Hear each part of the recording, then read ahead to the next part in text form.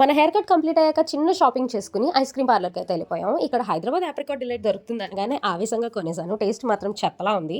సర్లే, ఎనీవేస్ రామ్కి ఒక బర్గర్ కొనిచ్చి ఎంజాయ్ చేయమని చెప్పగానే ఈషా ఆగనంత ట్విస్ట్ ఇచ్చింది. అది చూసి రామ్ రియాక్షన్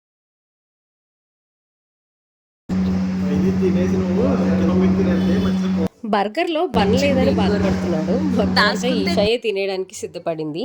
అండ్ ఓవరాల్గా మా ఈ ట్రీట్ అయిపోగానే వచ్చే దారిలో కౌజు పెట్టెలు కనిపించాయి. ఇంకా లేట్ ఎందుకు, బయట ఫుడ్ తినడం మానేసాం కదా, కంప్లీట్గా ఇంట్లోనే కౌజు పిట్టని క్లీన్ చేసి మంచిగా ఉప్పు, కారం, పసుపు, కొన్ని మసాలాలు దట్టించి ఫ్రై చేసి పెట్టుకున్నా.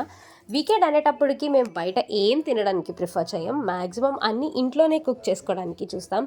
Even we make all kinds of starters in our home.